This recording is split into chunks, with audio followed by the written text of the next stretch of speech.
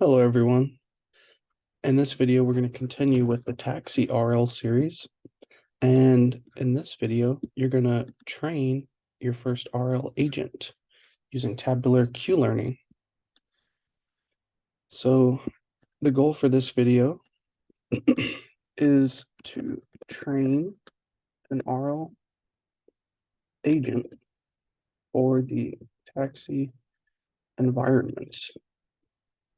And this will be your first gym environment that you solve. So we're going to import gym and import NumPy as MP. And then let's create the environment.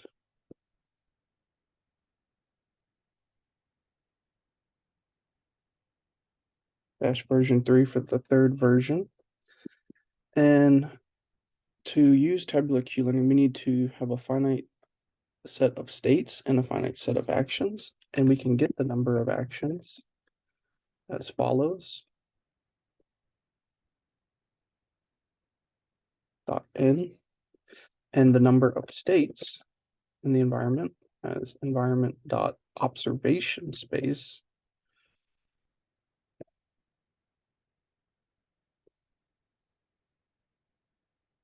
.n.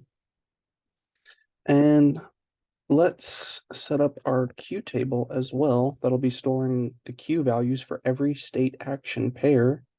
That is every row, column, intersection in the table.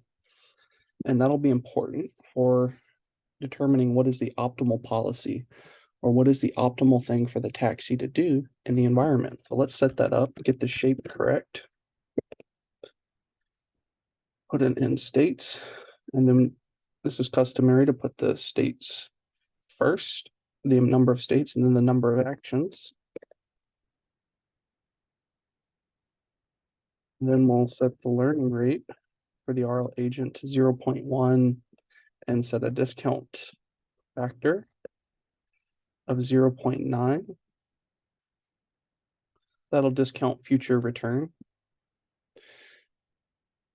And let's train for, how many episodes should we train for? Let's train for just 10,000 at first. And I don't know how long each episode will last. We can set the max time steps per episode to be 100. And next, we need to set our exploration constant. So at first, we'll have an exploration rate of 1.0. That's the highest it can be. And the lowest it can be is 0.0. So the highest, meaning you're always taking random actions, and the lowest 0.0, meaning you never take random actions. You just exploit the information that's in the Q table, which we'll be learning shortly. Let's put in that max exploration rate. And the min exploration rate we'll use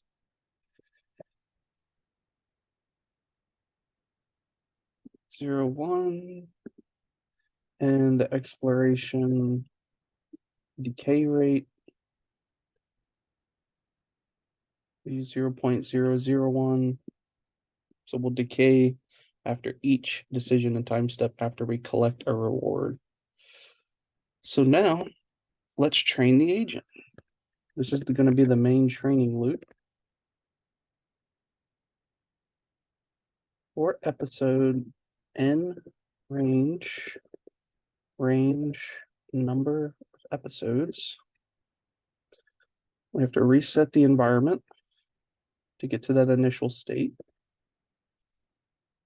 Environment.reset. Yeah, let me put this in the cell below and make sure everything runs fine with the above. Okay, everything ran fine with that cell. Continuing with the training loop, and we'll initialize the total reward for each episode to 0. And now for time step in range max time steps, we'll choose an action using the epsilon greedy policy.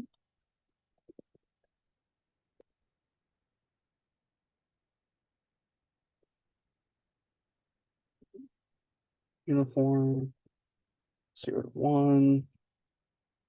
If exploration rate threshold is greater than exploration rate, then then the action will draw from our knowledge of the Q table, take the best possible action.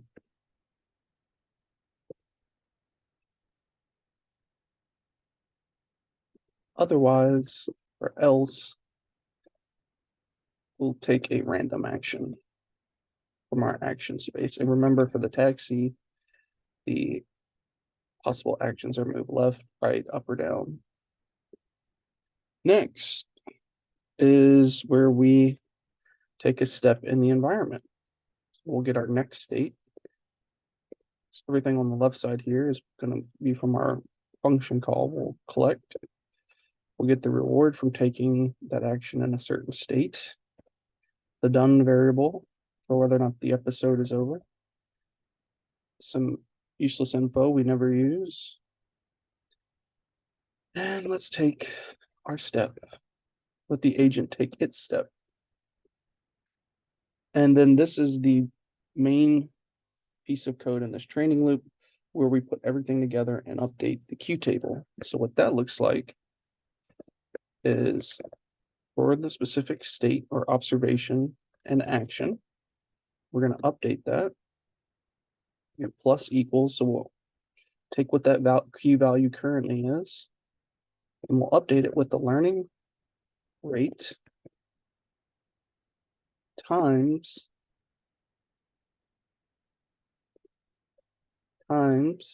the reward plus discount factor times, move that over so it's more clear, times np.max of the Q value of the next observation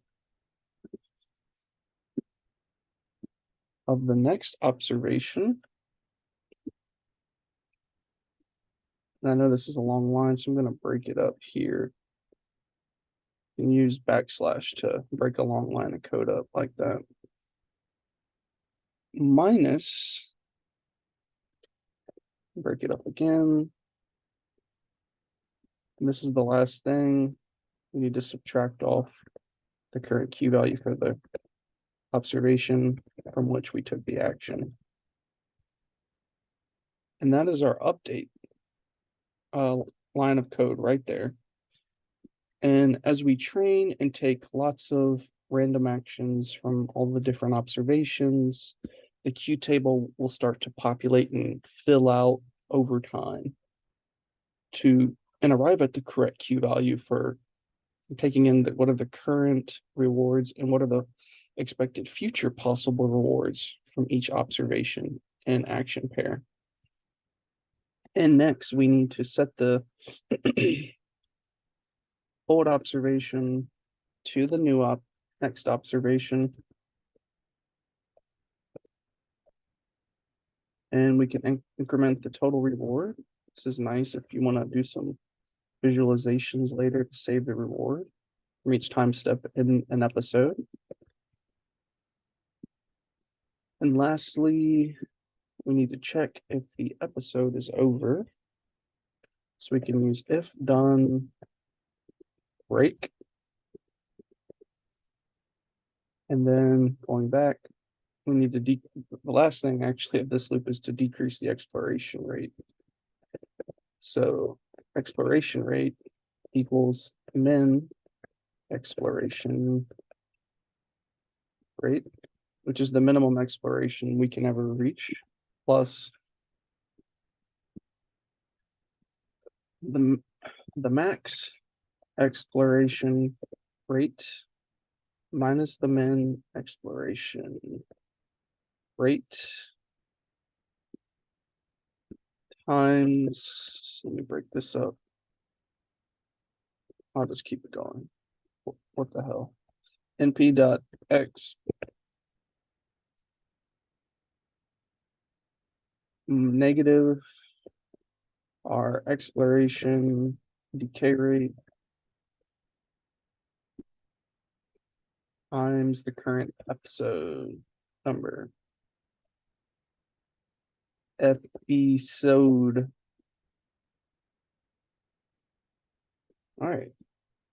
That looks good. Now, let's hit enter. Okay.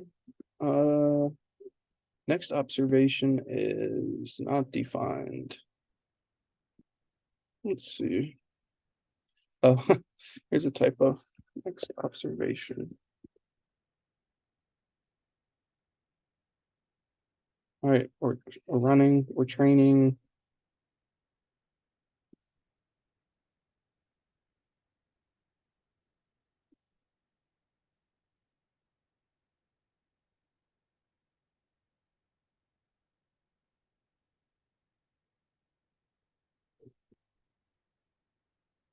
And the next thing we'll want to do once this is done training is actually test the RL agent. I test the agent and see what it has learned. So I'll just start filling in the code now for this. Once this thing is done training, it'll be done. So for time step and range max time steps.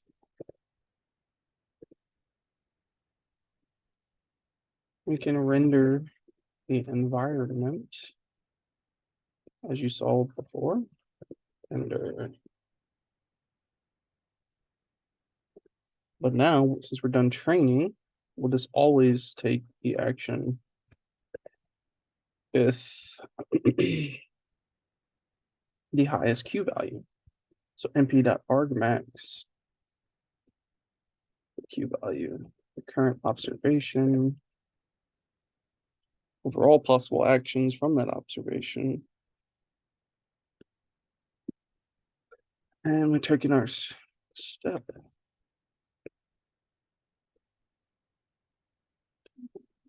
Info, step, action. We'll check if the episode is over. If done, print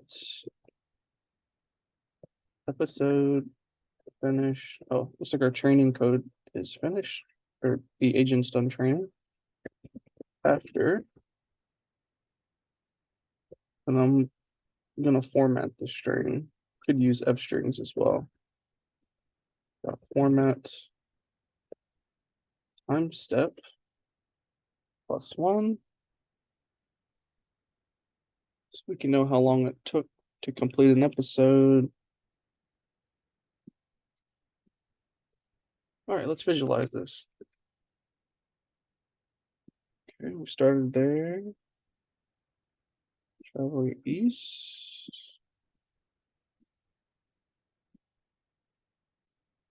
Let's see.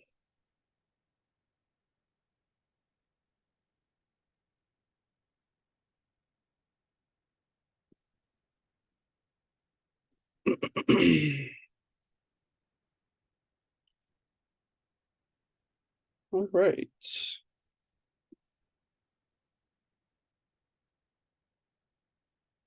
And that is how you apply tabular Q learning to any kind of discrete state or control environment. So I encourage you next to take this code, create more understanding for yourself by plotting the reward or average reward over time. So you have to take the total rewards, and then from that, create the average rewards over the episodes, and create a visualization from that, and see how many episodes it takes for that to plateau, for example. All right. right.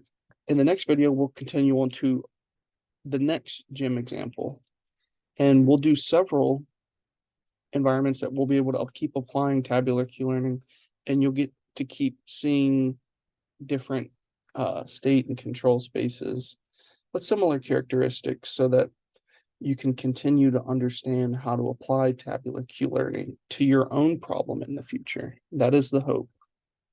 All right, signing off.